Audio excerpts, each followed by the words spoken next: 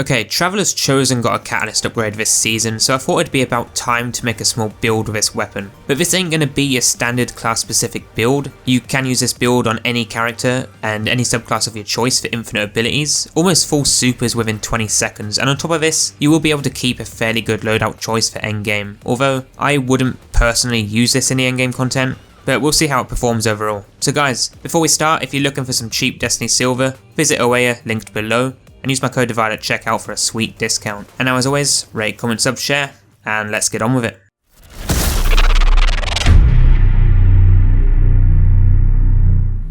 So guys, we're going to get straight into it, but I will mention as always that if you do like these build videos and you want to see more, the full playlist is linked below. Now with this build, it's probably the most simple build you could have, as we're not relying specifically on the subclasses, but more on the mods. But what this setup does is allow you to get your super a lot quicker than you usually would using Energy Converter and Traveler's Chosen. Probably the two best things you could combine together, as Energy Converter will give you super energy, which requires you to have a grenade and Charge of Light, but Traveler's Chosen will give us infinite abilities and Charge of Light, as we'll be using it masterwork to generate orbs. So how this essentially works is you'll run in and get a few kills with Traveler's Chosen, which should generate you orbs. Then picking up that orb will give you Charge of Light twice, repeat once or twice more, then throw a grenade for the first 50% of super energy. Now if you don't have a grenade ready, then all those kills you've gotten should give you it if you just hold the reload, and that's basically it for the simple version. You can go deeper with this build if you want to use things like a golden gun, because you can actually shoot your golden gun and throw the grenade before the goldie fills energy from the kill you got, which should actually give you up to 80% super energy instantly after using a super. Some supers paired with exotics like Shards of Galanor or Banner Shield Reversers won't actually work though to get beyond 50% energy, but all supers in the game with this setup,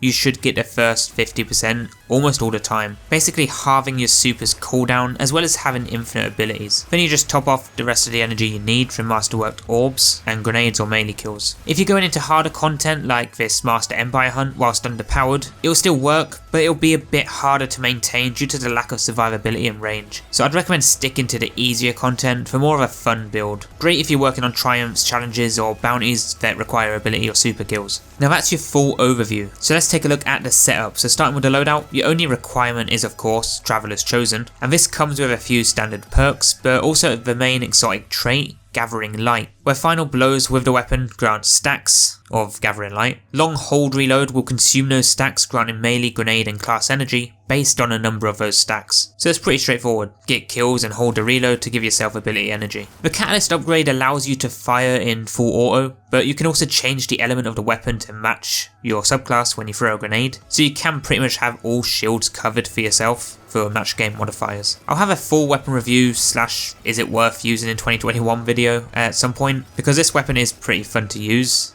and you can use it for so many different things. But moving on to the subclass, this is down to your choice, but I found Hunter's Golden Gun pretty effective with Celestial Nighthawk, as you can get your super to melt bosses, and getting that super really doesn't take long with the setup we're running. But this is a weapon build more than a class build, so you can use any subclass you prefer, as well as any exotic armor. If you want to run the setup I'm running, I am running the bottom tree Golden Gun with Celestial Nighthawk for a single Goldie shot. So in terms of the mod setup to achieve maximum super energy, your first out of 5 main mods will be a source of becoming Charge of Light. I found Taken Charge useful because it can generate orbs using the Masterwork Traveler's Chosen if you have it. If you don't have the catalyst though, I believe you get this from a drop chance in playlist activities like Strikes and Crucible, but I'd check your catalyst section first to see if that is actually the case. But the next mod you want is Stacks on Stacks. Now although this hurts your recovery, it's stupidly effective because each orb will give you 2 stacks if using Taken Charge. So 4 to 5 quick kills with the exotic and you'll have all abilities, max Charge Light stacks, and half of your super energy just like that. The third mod will be Supercharged to hold an additional 2 stacks of Charge Light, and then the fourth mod will be Charged Up to get that final 5th stack. Now the main mod will be Energy Converter, which you can get from Ada 1 or Gunsmith when it's available, so keep checking daily if you don't have it, but this will allow you to get up to 50% of your super energy back when throwing a grenade. One of the best mods in the game for easy content. Just be aware though that it doesn't stack with exotics like Shards of Galanor, so if you're using a Blade Barrage super, this build setup will be pointless only if you're going to use the Shards of Galanor exotic. The exotics you don't want to use for this build are Skull of Dire Ankara, Phoenix Protocol, Shards of Galanor,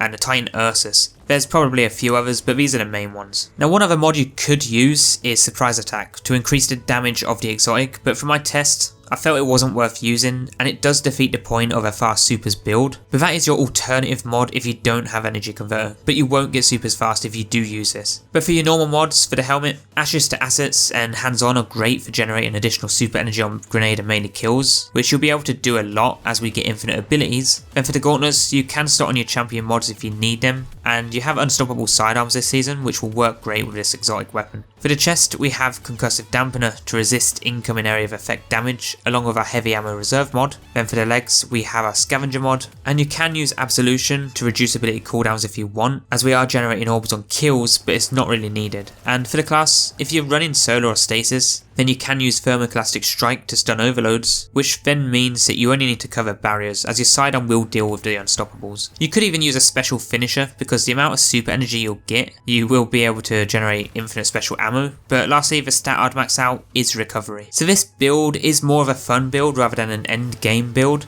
and you should use this mostly in strikes, gambit, or any activity that doesn't have a lot of tough major adds. It can be used in master content, but I'd strongly avoid using it in there unless it's your last build choice, because there are so many better builds out there and exotic weapons to use, like 1000 voices currently, so I'd stick to using this just in the easy content. But guys, that is your quick Traveler's Chosen build in Destiny 2 Season of the Lost. Next, you should check out the full playlist link below for more builds like this, and guys, as always, comment what you like or hate about this setup, and I'll see you all soon for the next one.